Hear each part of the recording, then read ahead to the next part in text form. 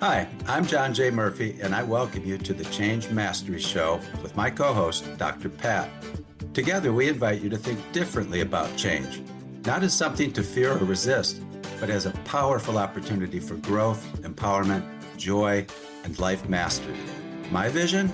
To help millions of people shift from victimhood to leadership, from ego to spirit, and from hesitation and resistance to flow.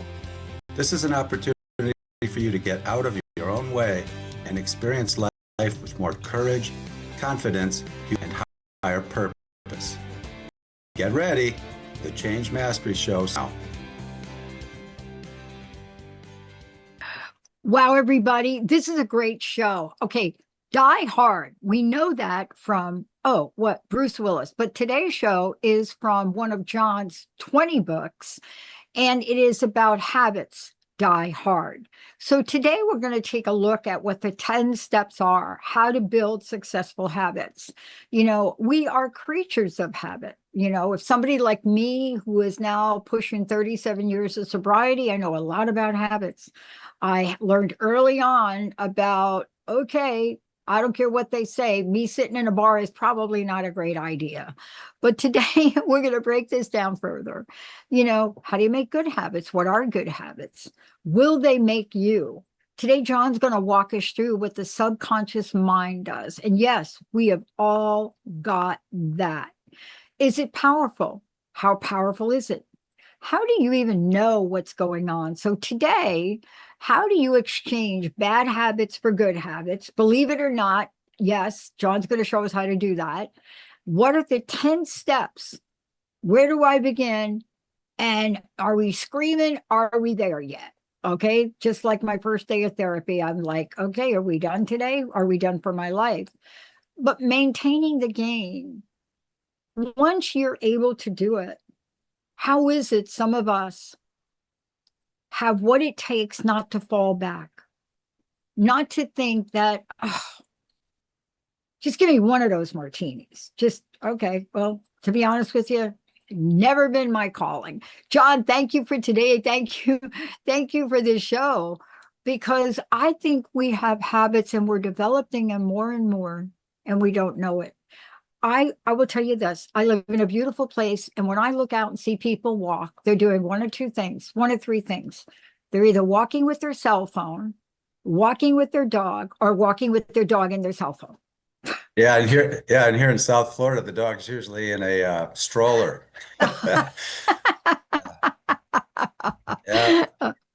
Yeah, you see that all the time. You know what? Habits, we are Wow. creatures of habits. You've brought that up, and habits can be friends or foes. So the real key is to say, what is my subconscious mind telling me? And it's telling you whatever it is you're behaving like.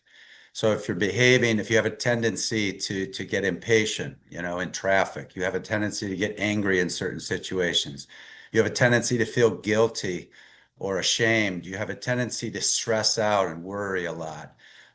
Those are foes. Those are not healthy habits. If you have a tendency to wake up in the morning with a sense of gratitude, and maybe your routine is to spend 20 or 30 minutes meditating every morning, which is what I do, not listening to my phone or tuning into my emails, which is where you're delegating your agenda to something external. Take control and start with um, something as simple as quiet time, just to get centered. We've talked a lot about that on this show. I Mhm. like something that Dr. Joe Dispenza says. He says, "What fires together wires together." Now, Dr. Joe he's essentially a brain expert, and he's talking about neurons in the brain. And so, when we think, Earl Nightingale said this: we become what we think. So, if whatever is the story we're telling ourselves, whatever we think and focus on and dwell on, in time wires together. What fires together wires together. There's an ancient Chinese proverb which says, habits are cobwebs at first, cables at last.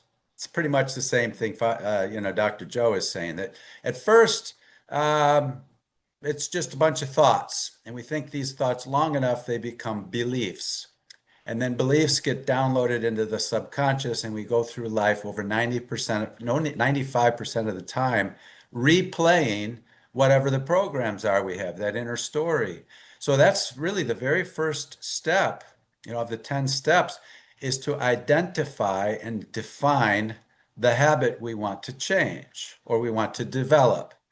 And if we want to develop a new habit that successful people have, we want to exchange whatever it is we're doing now for that new habit. We want to adopt it, but we have to be really clear on what it is we're doing now that we want to change, which leads to the second step, which is measure it. So let's just say I have a tendency to stress out a lot.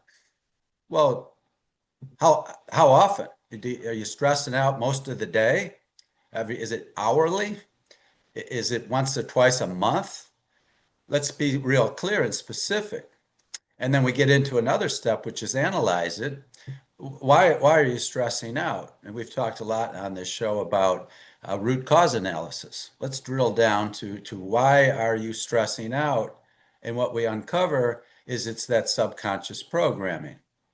Dr. Wayne Dyer he called the subconscious mind the habitual mind, the autopilot.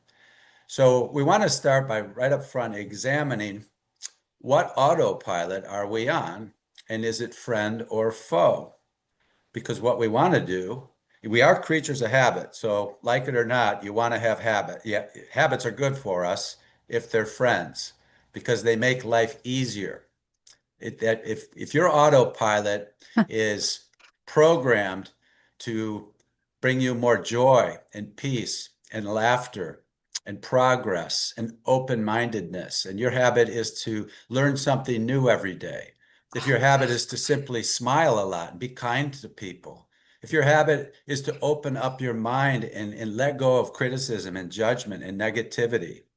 So, and the reverse of that is somebody who has got a tendency, a habit of always seeing what's wrong with the world, focusing on, the environment's falling apart, the government's corrupt, focusing on it's raining outside, I wish it was sunny. Focusing on anything that's different than the now is creating inner conflict. When we disagree with what's going on right now, we are creating internal stress, which is not healthy. That kind of stress is not healthy. Now, if we go to the gym and we exercise, and that's a good habit as long as we do it correctly. If we go to the gym and we exercise, okay, that kind of stress is healthy. You're stressing your muscles, you're stressing your body a little bit so that when it relaxes and recovers, it grows stronger. So the idea of habits, I remember somebody very close to me, actually an addict, an alcoholic and drug addict, Yeah. said to me, John, it's I have addictions. I'm an addict. And I said, yeah, so am I. She was like, what do you mean? What, do you have a drinking problem? I said, no, I'm addicted to other things. I'm addicted to lifelong learning. I'm addicted to success. I'm addicted to feeling really good and going to the gym and meditating and doing positive things. I'm addicted to loving relationships. I'm addicted to positivity. I don't see all the negative in the world because you become what you think about. Earl Nightingale. I don't want to look at it. I don't watch the news. I know people who are addicted to the news. Oh, Really? God, yeah. All you're doing is tuning into negative things. If it's negative, it sells. That's what the journalists all say. People really don't want to hear a lot of positive stuff. They want to see drama. So that's addicted to ego. If I'm addicted to ego, the false self, I don't see the beauty in the world. I only see what's wrong. So we have to be real careful up front to really do an assessment. And I'm a business consultant and I go in and I lead culture change, which think about that. That's habit change organizationally. Now we're changing 55,000 people's habits collectively. Okay, I'm working with companies with 55, 60, 65,000 people, 100,000 people. How do you shift that kind of behavior? Okay, and the way you do it is what I'm describing here in these 10 steps. They apply to us individually as well. We start by defining the current state. What's the current state? How often? And then we measure. How often are you behaving this way? Okay, and then what is the impact of that? Is it healthy? If it's not healthy, what we call undesirable effects, why are we doing it? And we drill down through root cause analysis, the third step, the analysis, to figure out like, okay, a change at this level, what I call a leverage point, changes everything. It's like a reprogramming. If I find the negative programming in my mind and I delete it and I feed my mind with something more healthy, remember what we feed, we grow. If I feed it with something more positive, then the outputs are going to be the same. You've heard me talk in the past, Dr. Pat, Yeah. about the transfer function. Yeah. Y is a function of X. Essentially, we reap what we sow. And the IPO diagram, the input, process, output diagram. So if you think about making an apple pie, the key inputs will be things like apples and ingredients, very specific, oven temperature, time in the oven, these variables, these are X factors. And if we hold those all consistent, we get very predictable outputs. We get a nice, tasty, timely apple pie. Yeah. So if you just now replace that with a recipe for life, what input variables do I have going on that propagate to the results I'm getting in life and my behavior? And if I'm not getting good results, I have to think about what are the inputs.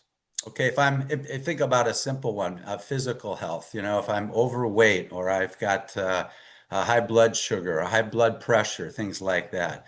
What are the inputs contributing to the outputs?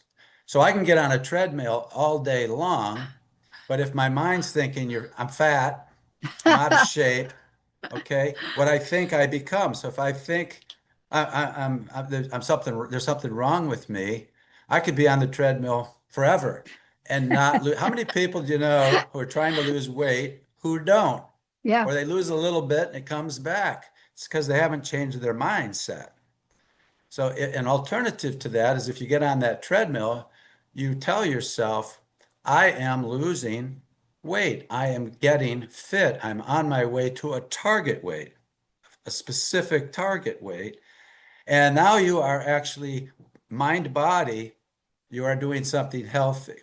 Otherwise, you're creating conflict internally. And that conflict, it shows up as stress, shows up as fear, it shows up as shame. I'm ashamed of myself. You beat yourself up, things like that. So, I mean, that's the heart of what we're going to be talking about this hour. Yeah. And I'll stop talking now and give you a chance to. Well, I'll tell you, here to your point, I remember being, what's the word that I want to use? I'm trying to be not so. I remember really being called out the first time that I walked into an AA meeting and didn't say, "Hi, I'm Patty, I'm an addict alcoholic," right? I remember the first time I didn't do that because there was a light bulb that went on in my recovery. And I got so tired of everybody telling me how hard everything was. I really did. And I thought back on when I quit smoking. Now, I don't care what people think, but when you put that nicotine in your body, there's something that goes on there, right? And we know that. We know that. But I quit that thing faster than I stopped eating cheesecake. But what's my point? I never saw it as hard. When I put down that cigarette, John, and I was 3 packs a day, girl. Not kidding. I could have made all the cigarette commercials, but I made my mind up. But I didn't make my mind up it would be hard. I didn't do that. And when I decided to put drugs and alcohol behind me, I didn't see it as hard either. But I was sitting around people that told me how hard it was going to be. And I had to do something about that. I've had a hard life, if you want to say that, but I've had a life full of experiences. I wouldn't replace anything in my life. Sure. But how am I going to hold it? And I think that let's talk about this because to your point, I believe we are all addicted to something. Now, that is a global statement, and I'm going to say it's my opinion. So I don't have that written down. But there are things that we define as habits in life. Some of them are good, and some of them may do us harm. but there's something about the way we live, right? There's something that draws us. And now with social media, I'm telling you, John, people cannot put down their phone. But let's go through the steps, because I do believe we have a choice. You know what the greatest decision I made in my recovery? And by the way, I still walk into meetings and I announce who I am and I say I'm recovered. That's what I say. I'm recovered, because that's where I see myself. Or I don't say anything, or I say my name. But here's the line in the book that grabbed me, and I never looked back. And it's in one of the early chapters called We Agnostics, which mentions God and Spirit 112 times. So there's nothing agnostic about that channel. What a great trick. Thank you, Bill Wilson. God either is or God isn't. And they let you have the God of your understanding. You can, whatever you want. You see, I got Kuan Yin in the back, I got Buddha in the back, I got the Tree of Life in the back. So people have to figure out what I actually believe in. But God either is and God either is or God isn't. God is either everything or God is nothing. What will I choose? And I chose to believe everything on my doorstep. I'm an optimist. When they asked me, is the glass half empty and half full? I said, this is the stupidest damn question you ever asked. My glass is always full. So I don't understand why people fill any glass halfway or anything.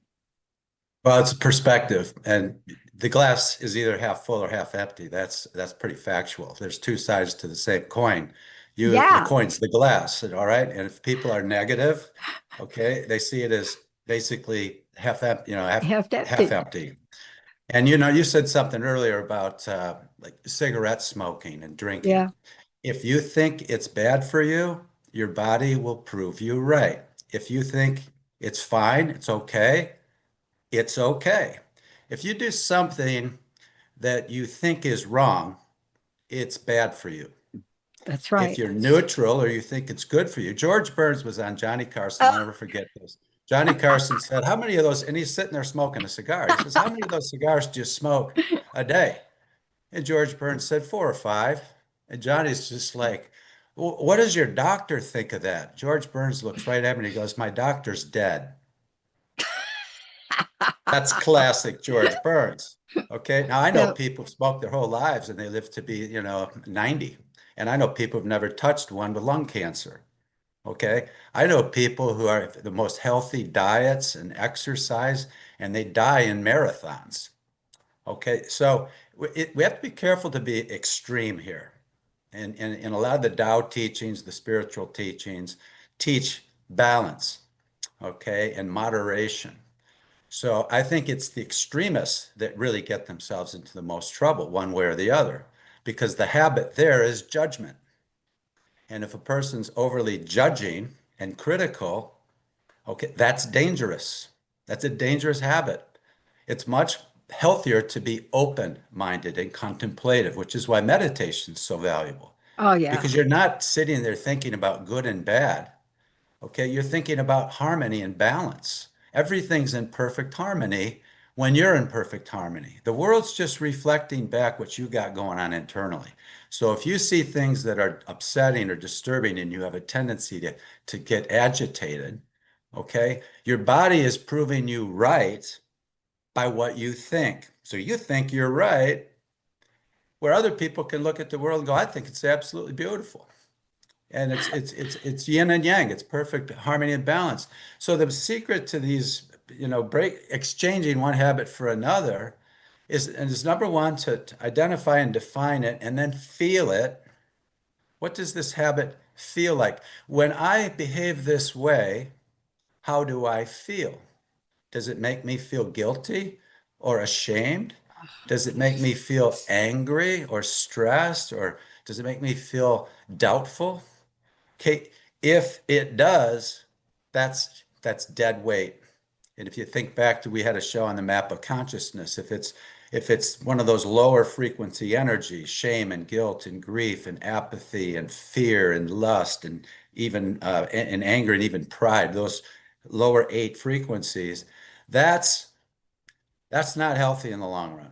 That's Yeah. weighing you down. So if you feel weighed down, the Buddha said this, if you feel weighed down by anything, a person, Yep. a job, a location, a relationship, anything that is weighing you down, you're the problem by what you're thinking.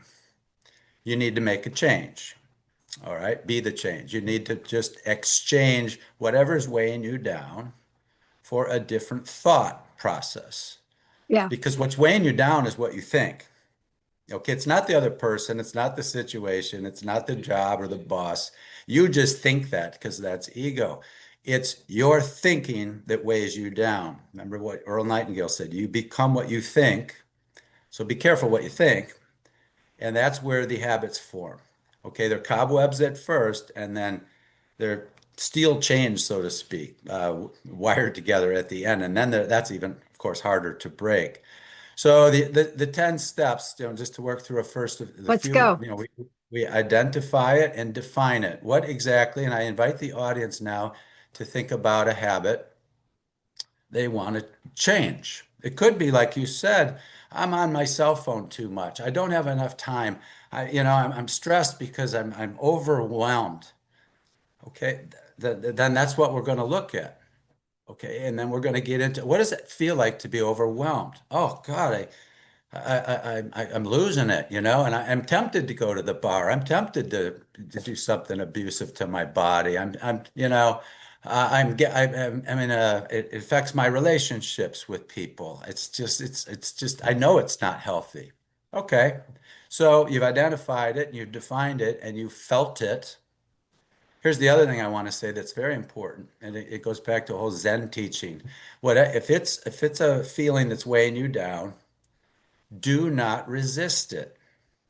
That's like, wait a minute, what? You're trying to resist that drink? You're trying to resist that anger or that guilt? Yeah, that's exactly what I'm saying, because anything you resist, you make stronger.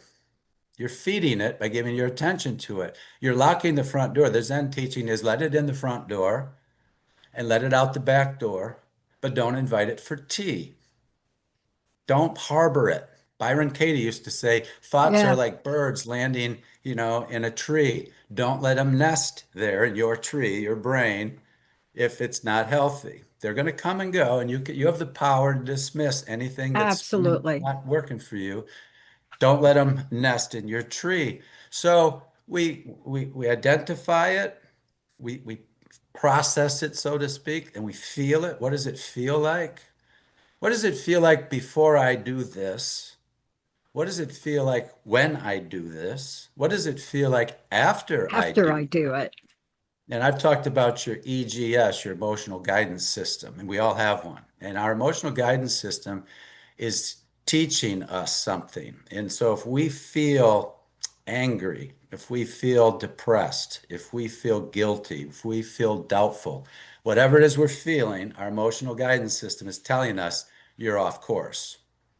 You're off course because you're born to feel joyful. You're born in peace. You're born to be joyful. It's the essence of the world. Trees don't try to grow tall. Flowers don't try to bloom. They do because that's their essence. They're supposed to.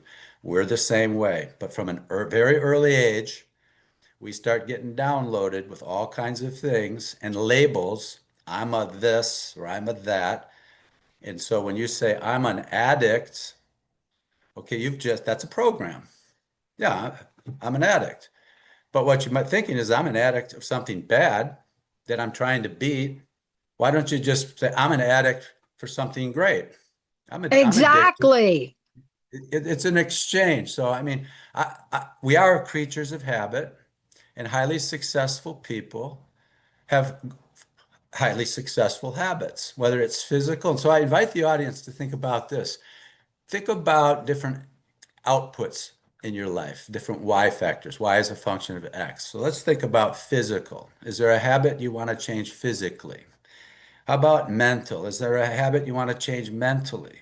Highly effective people are totally into self-help, lifelong learning, reading books, listening to podcasts like this. They're not listening to a bunch of junk. Okay, they're getting sharper over the years, not declining, if you will. So, mental, emotional. What's an when am I feeling emotionally stressed? Or okay. How about relationships? How do I feel in certain relationships? Are they draining me? So you start to look at the output factors. How am I doing financially? Do I have a tendency to blow money on stupid stuff? I'm up at 2 in the morning buying things, Uh, I'm addicted to that, I'm addicted to missing work from time to time, and because I hate my job. These are important things to examine. So we examine them, we feel them, we measure them. How often are we feeling this way? And then we start to say, why? Ask why. That's an analysis. It's the fourth step. Why do I do this? Why do I feel this way? Why am I programmed this way? All right. And remember something, the subconscious mind is a million times more powerful than the conscious mind in terms of processing data. It's like 40 million bits of data per second to 1 million bits of data per second. So here's another thing. If I say to myself consciously, which is the will, I will change this habit. And if the subconscious programming is saying, no, you won't. No, you won't. You've tried that 10 times. That's not going to work. Guess what? You're just going to keep replaying the past because the subconscious is all programmed by the past. And it can only be in the now. The subconscious mind doesn't have creative capacity. It can't be thinking about tomorrow or the next day, and it can't be thinking about something that happened 10 years ago, although that's downloaded into it. The subconscious mind is driving the car while your conscious mind is thinking about who knows what. Because the other thing is the conscious mind can only think of one thing at a time. You cannot hear two conversations at once. If you're in a room with people and there's multiple conversations, it's one or the other. You cannot hear both. You can only think consciously about one. It cannot multitask. Let me put it that way. Hmm. So while we're thinking about whatever we're thinking, by the way, the conscious mind is not present very often, which is why meditation is so important. The conscious mind's thinking about tomorrow or last week. And I like the metaphor, if you will, of a golfer. If you're ready to hit the ball and you're thinking about, geez, I really screwed up on the last hole, or you're thinking about, there's a water up there, and what if I'm going to hit it in the water? You probably will. Okay. You become what you think. So a real skilled golfer is very present. They've let go of whatever's behind them. They're focused on putting the ball in that hole out there. It's the same thing, I'm sure, in ping pong. You have to be present and let go of the past. So these are the beginning steps. And if I'm not playing well, so to speak, and it doesn't feel good to lose. And I ask myself, why am I losing? Okay. And we get to root cause, those X factors. So if I change my diet and I eliminate a lot of sugar in my diet, okay, and I supplement my food with certain supplements targeted at my liver. By the way, the liver is critical here because if you've heard the word livid, well, that comes Yes, from liver. exactly. Yep. If the liver's out of balance, you're either depressed or you're angry, because depression is anger turned internally. So if you have a tendency to feel depressed or tendency to feel angry, it's because it's because your liver's probably out of balance. And there are all kinds of very healthy things you can do for your liver. Things Yeah. like milk thistle, right? And things like, even lemon water, just very targeted things. Yep. It's NAC is key for great. the liver. Yeah. So you learn these things and you make an adjustment on the inputs to get a better output. It's it's science, it's physics. Albert Einstein said, "This is not philosophy, this is physics." Yeah. It's cause and effect relationship. So now we start to visualize a change. What is this? What is this new habit? What does this exchange look like? What does this new habit look like? Here's one. I'm going to start eating dinner a little earlier and going for a walk after dinner without without listening to some nonsense. Maybe it's calm music. Maybe it's a productive podcast. Maybe it's nothing at all. I'm Yeah. going to listen to the birds singing, things like that. But I'm going to make that a new routine. Okay. I'm just going to give myself a break. I'm going to eat something more nutritious. I'm going to eliminate something from my diet that's unhealthy. I'm going to walk or do some form of exercise, and ideally we walk after a meal at night. That's one of the best times, or early morning. Yep. You can combine walking with meditation. I'm going to do a walking meditation. I'm not going to walk with my earbuds in and listening to some nonsense. A habit could be as simple as I'm gonna turn off the news. I turned off the news like 30 years ago, Dr. Pat, You because and it me was just both. it was bombarding me with negativity and worry and stress and oh my gosh, there's things going on the other side of the planet. Here's an exercise for everybody.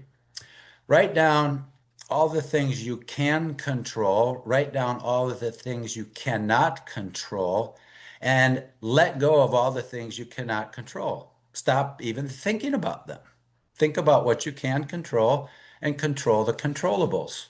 So, and by the way, what you can control is a very short list.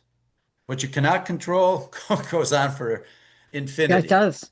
It All right. And does. so if I'm root cause analysis, if I'm stressing out a lot and I'm stressing out about things I have no control over, the only one you're hurting is you because you can't do anything for what's outside your control. Maybe you can pray, that might help, but you cannot, if you're putting all your attention on things you can't control, and meanwhile you're not attending to what you can control, what's within your grasp and with things you can do, um, you don't have your priorities straight. So that's another factor here. So let's examine our priorities. Okay, Stephen Covey in the best-selling book, The Seven Habits of Highly Yeah. Successful People, one of those seven habits was put first things first.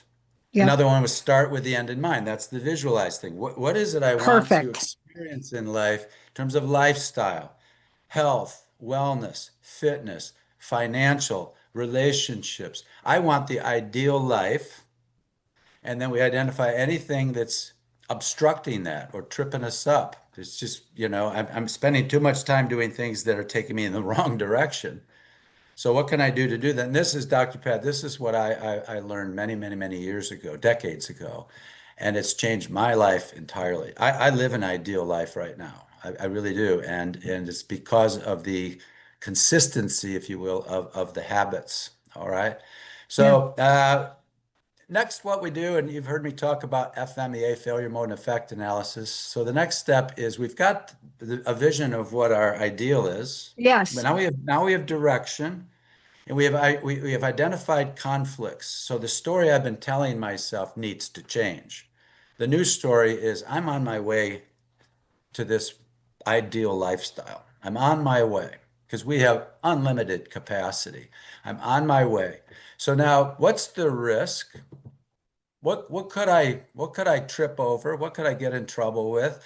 Um, Now, by the way, as we ascend consciously, like on the map of consciousness, we will leave relationships behind. We, Exactly. it's John, that's John, to your point, listen to this here. In 2001, I got the idea. It was called the Transformation Network. I grabbed the domain. I didn't know anything about the domain. Bob Parson had just started to go daddy. And I went in and I got like this domain and that domain and crust busting. And I got them. I saw it on a windshield of my car riding over the I-90. What's in place today is what I saw and what is to be in place 5 years from now. But the risk part, we don't talk about enough. And I really want you to talk about this because I walked away from what everybody else thought I should be doing. My partner, what? I did not get in a relationship with a doctor so that you could do what?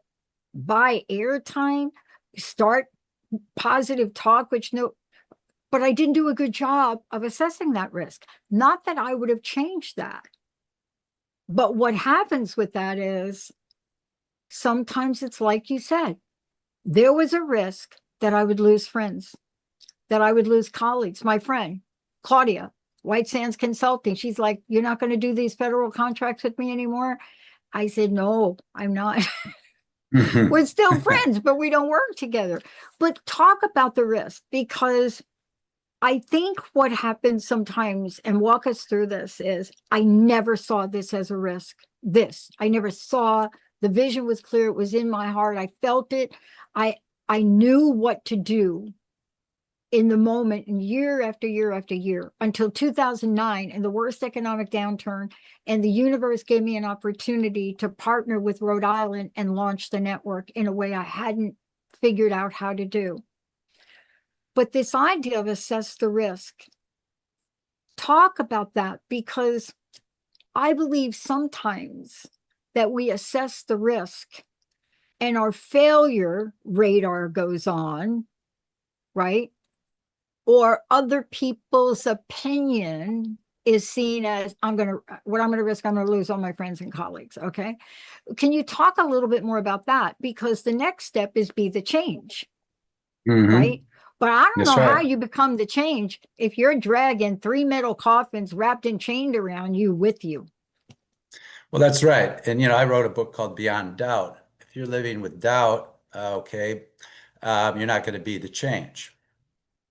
You're not going to be the change if you're full of doubt, because being the change involves making change, right?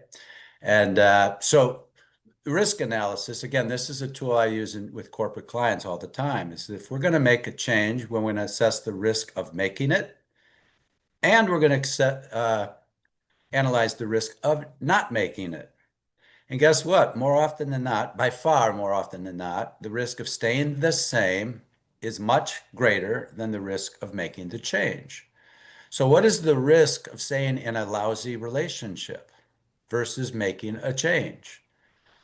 Well, you might end up spending the rest of your life in doom and gloom and, and missing a much greater lifestyle. What is the risk of staying in a job that's just draining you and dead end? What is the risk of living where you live when it just you don't like it? Okay. Anything weighing you down, if you assess the risk of staying there, is going to feed you with regret. It's quite possibly could make you ill and ultimately kill you. Or you say, you know what, I've evaluated the risk, and here are the things I need to be aware of. And then in an FMEA, a failure mode and effect analysis, we call them countermeasures. What are some things I can do along the way and right now to navigate through that risk, to mitigate that risk? What can I do?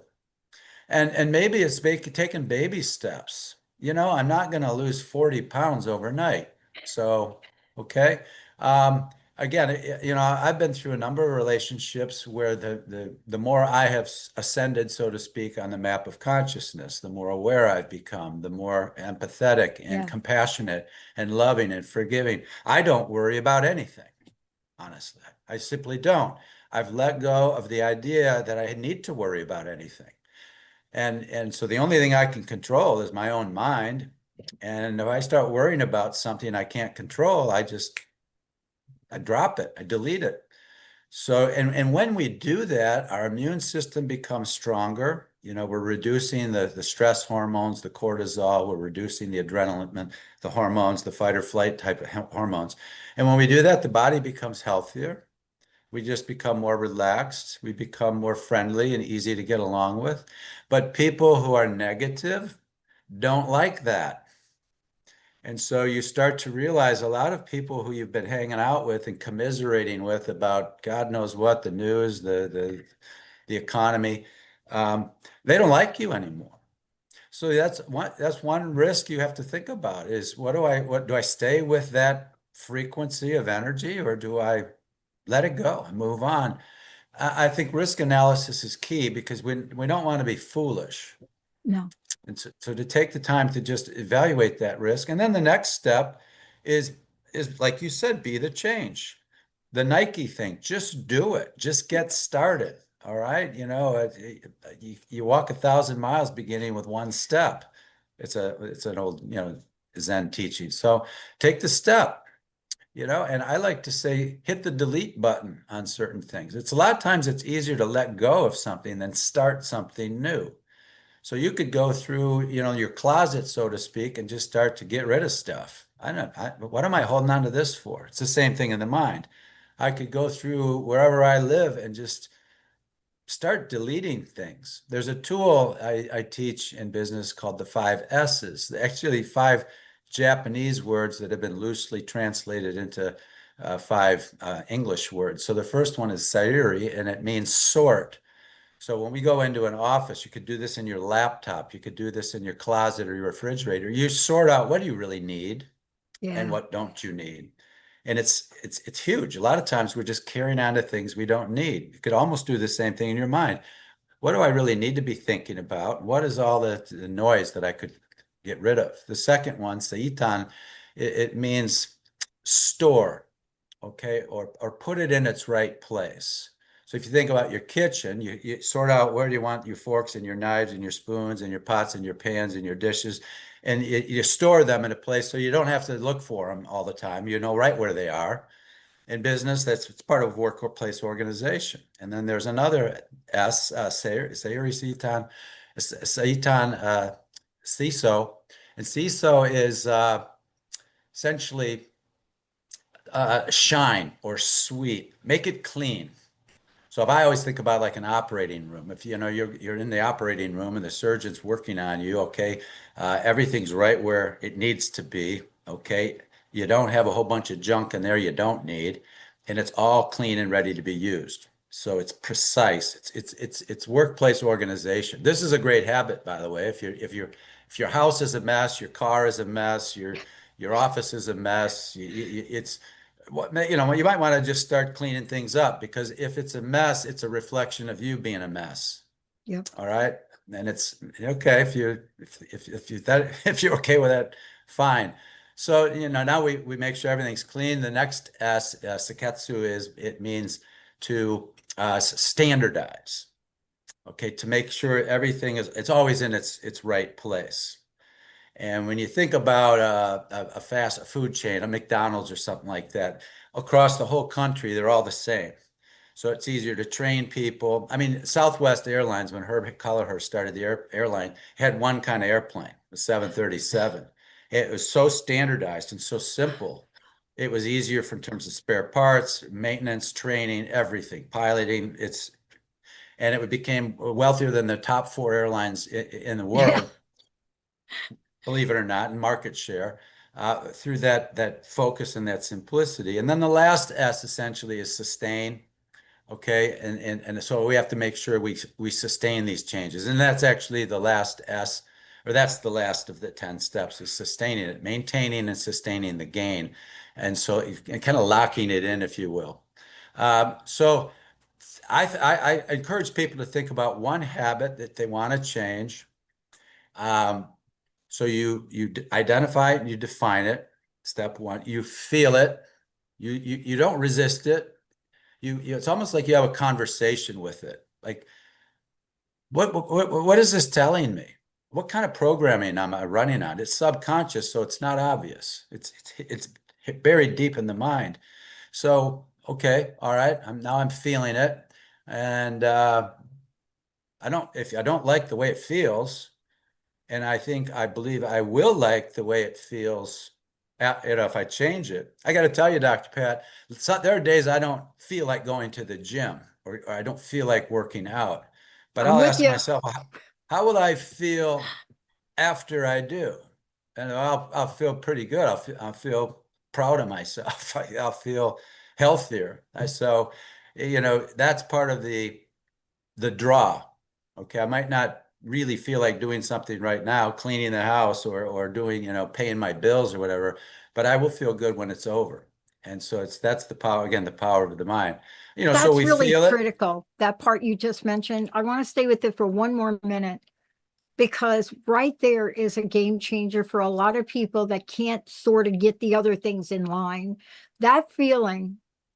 Now, look, people hear me talk about my excitement to go up and playing a table tennis. But I got to tell you, John, there's some days after working 12 hours so far today where I'm thinking, oh my gosh, I got to get my right clothes out. I got to put on my sneakers. My bed, did I clean I mean, that's that line. And then I hit the button that you just said. And my button is every time I go to play, everything about my demeanor changes when I come back from playing. It may take me an hour to get there in traffic on Route 22. Am I looking forward to that? Well, I turn on the radio. But that point you just mentioned, imagine how you'll feel, right? Yeah. I joined the gym. I haven't gone every day, but I have gone. But why haven't I gone? Because I forgot what you just told us here today. I forgot. How do Yeah. I feel after? And that leads to another important habit that people should consider is, do I have a tendency to beat myself up? And so, okay, so I missed a day going to the gym. How long am I going to carry that feeling with me? Let it go. You know what? So you didn't go. Accept the fact that that's okay. Yeah. All right. It didn't happen. So the more you think about it being wrong, it's just creating more conflict in your own mind. It's over. Let it go. Go tomorrow. Just I you like know, that. yeah, just lighten up. And so we want to, identify it. We want to feel it. And if we feel guilty about certain things, if we feel ashamed, we feel stressed, okay, then we want to measure it. How often do we feel that way? Is it daily? Is it hourly? Is it something that's really chronic? Okay, then that's pretty significant in terms of priorities. So, all right, now let's analyze it. So step four is, let's find out why you're behaving that way and what programming you're running on. Let's really drill down to the program that you might need to delete. I've said this before on the show. I grew up with a I'm not worthy program. Said it every week in church. I'm not worthy. I believe it or not, I was born on Friday the 13th, and with a name like Murphy, as in Murphy's Law, I thought all kinds of things were going to go wrong. And I was very accident prone as a kid. So I had this programming that I'm doomed. You know what? I'm just going to, I keep hurting myself. I'm not worthy of success. I'm not worthy of wealth and an ideal lifestyle. And until I uncovered that program and the habits that were coming from that one single program and delete that program, uh, who knows where I'd be today, if even alive. So that's the power of the analysis and getting down to that Mhm. root cause. So we ask why, that's the step four. And then step five is we visualize the change. We become what we dwell on. We become what we think, Earl Nightingale. So what is it? What am I aiming for? Okay, what am I aiming for? And we want to be real specific. Okay, if it's physical, it's an ideal, it's a target weight, it's an energy, it's a look. Okay, it's body language. I'm light. But when I walk into the room, people are attracted to me because of my energy, not just the physical body, but there's just something, there's a essence, a light about, an aura, if you will, about this person. I want that. Okay. That's my vision. And in terms of vision, I don't want to worry about my finances. I want to be in loving, kind relationships. I don't want to be, commiserating over all the things that are wrong in the world. So we want to be real clear on the vision. And I always suggest to people think about it in several ways: physical, mental, emotional. I want to feel at ease and at peace, loving and kind and compassionate. I don't want to feel stress. Okay, so emotional, financial. I want to be independent, financially independent. I don't want to worry about bills and payments and things like that. That's all part of the vision. Professional. I want to be in a job that I just love. I don't even want to think of it as work. I want to think of it as play. I can't wait to get to work to do my thing because it's purposeful and I'm meant to do it. I'm aligned with flow. I'm not chasing a paycheck. The pay's chasing me. All right? Because I'm living with a purpose. And my purpose is to give away the gifts I've been given. So that's all part of this, is what have I been given to give away? And but giving away is a good feeling and it's a great habit. Okay. Giving versus getting is a great habit to form. So things like, and then social relationships and also spiritual. What do you seek spiritually in terms of inner peace and connection, the non-physical, if you will. So that's the visualization. And then we do our risk analysis. All right. So what are the risks of pursuing this vision? What might I stumble upon or have to get over? The next step then is be the change. Step up, take the risk, uh, demonstrate it. If you want peace in your life, demonstrate peace. Be peaceful. Don't wait for the rest of the world to be at peace for you to be at peace. It's not how it works because you're disempowering yourself by thinking that, I can't be at peace if the rest of the world isn't at peace. It's just the opposite. The world can't be at peace if you're not. And when you start to find your own inner peace by letting go of the distractions and all of the false self, if you will, the ego attachments, and you just start waking up every day in bliss and pure peace, you bring more of that into your life. That's law of attraction. So now, once we be the change, this eighth step is feel the change, embed it in your heart.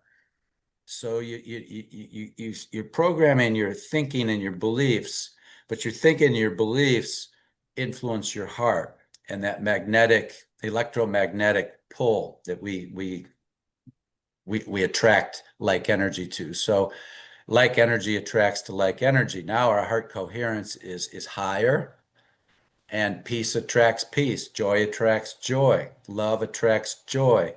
Love attracts love. Uh, Meanwhile, misery loves company. So let's hit the delete button on the misery stuff, and let's pull in exactly what it is we want. Uh, and then once we start to really feel what this is like, and beginning in our mind, and it's going to feel great if I work out. It's going to feel great if I stop doing something that's destructive. It's going to feel great if I smile more and people are more friendly with me. And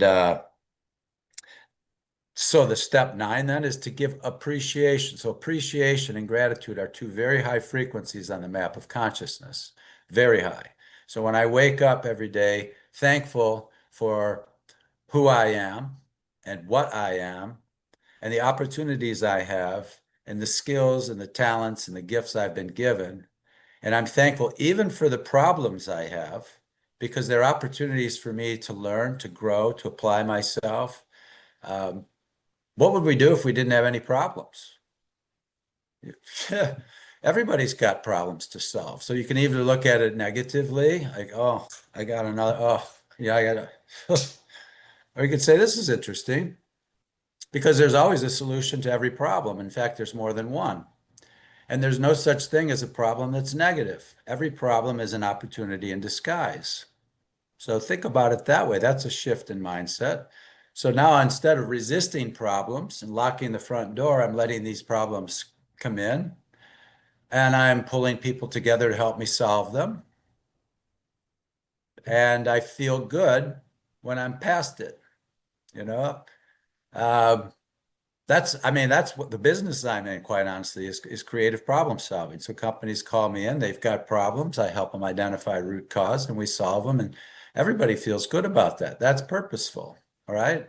And then of course the last step the ninth step is to feel that gratitude and appreciation. Okay.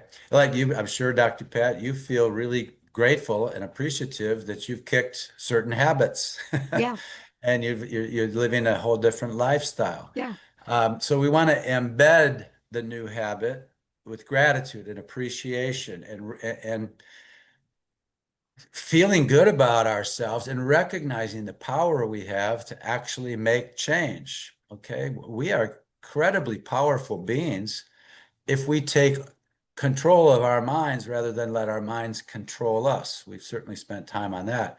And then that last step is really just how am I going to sustain the gain, maintain and sustain the gain? And we can do that in simple ways. In business, we do it with measurement. okay, and certain governance, if you will. So at an individual level, I'm going to I'm going to hit the gym 3 times a week. Now there'll be some variation from time to time. I'm going to follow through on my commitments, write them down. Okay. Some people even say, I'm going to get a friend or a family member or a coach, Yeah. somebody to keep me accountable and, somebody to hold me accountable. And then I'm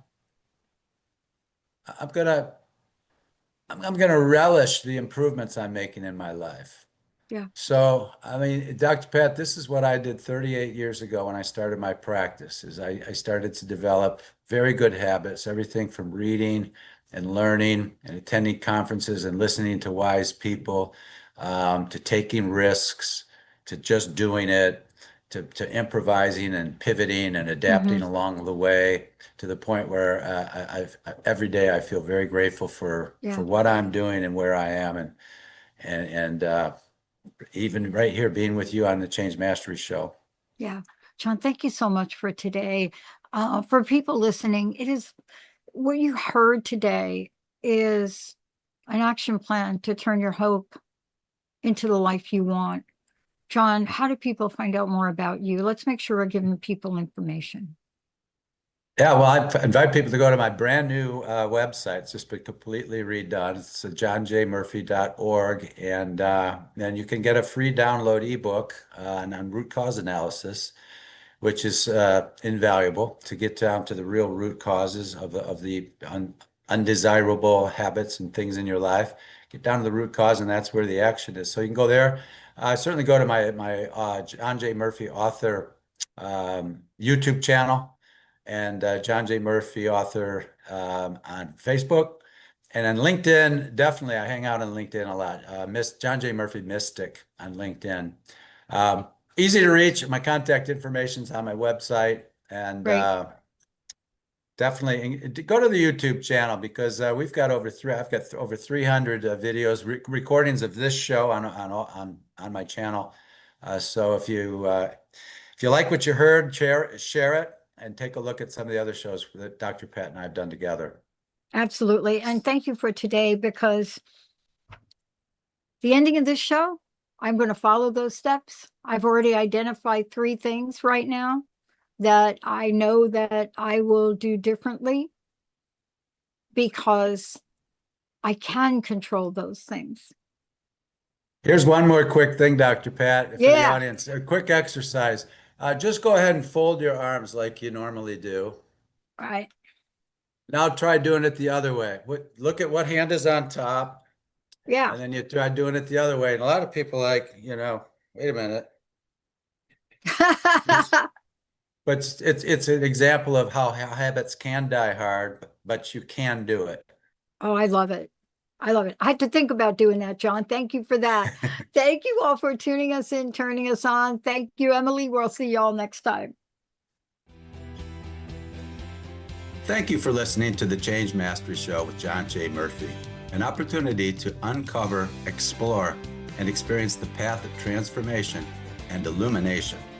Join Dr. Pat and me on the second Wednesday of every month at 11 a.m. Pacific on Transformation Talk Radio. Never miss an episode. Subscribe, like, and share with your friends. Connect with me on social media. And for questions, comments, or to explore my books and services, visit johnjmurphy.org. Until next time, be the change you want to see in the world.